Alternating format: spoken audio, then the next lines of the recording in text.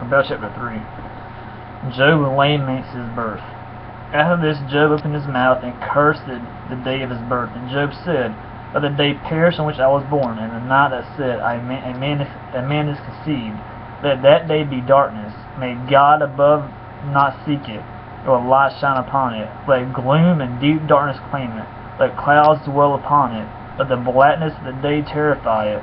That night let thick darkness seize it. Let it not rejoice among the days of the year. Let it not come into the number of the months. Behold, let that night be barren. Let no joyful cry enter it. Let those curse it who curse the day, who are ready to rouse up Leviathan." Now let me go to Leviathan real quick. Let me find it down here. I'm trying to find the definition of it. It says Leviathan. Job calls for their I'm trying to say this word right. Incantations as one more piece of his lament against the day of his birth. I'm trying to Leviathan. Many people believe he's talking about like the dinosaurs, which actually the dinosaurs and man did live together during that time.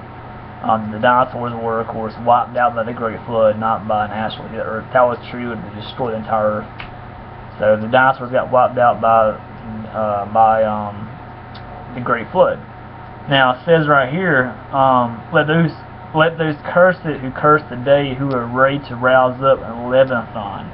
Now I'm trying to look down here real quick where it talks about Leviathan, and it says by referring here to those who set a curse upon the day by calling up Leviathan, Job calls for their incantations as one more piece of his lament against the day of his birth. So yeah, that's what it's talking about mainly.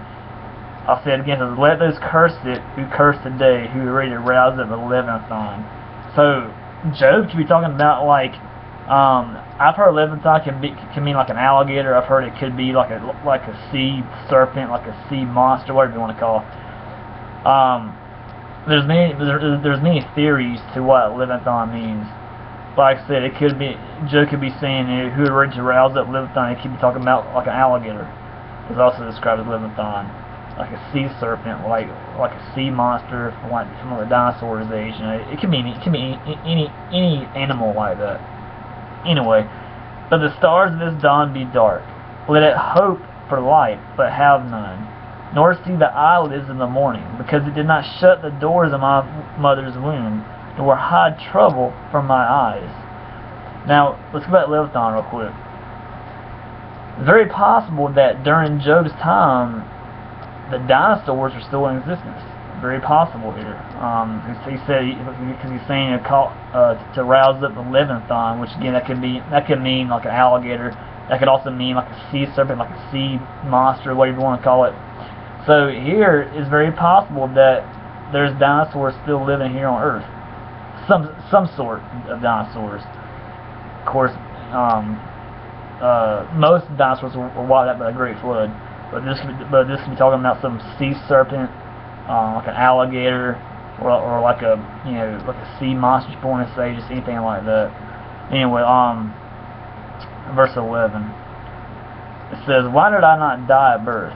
Come out from the womb and expire. Why did the knees receive me, or why the breast that I should nurse? For then I would have lain down and been quiet. I would have slept, and I would have been at rest. With kings and counselors of the earth, who had built ruins for themselves, or with princes who had gold, who filled their houses with silver, or why was I not as a hidden stillborn child, as infants who never see the light?" Talking about the death of a newborn child. "There the wicked cease from troubling, and there the weary are at rest. There the prisoners are at ease together. They hear not the voice of the taskmaster. The small and the great are there, and the slave is free from his master. Why is light given to him who is in misery, and life to the bitter in soul, who long for death, but it comes not, and dig for it more than for hidden treasures, who rejoice exceedingly, and are glad when they find the grave? Why is light given to a man whose way is hidden, whom God has hedged in?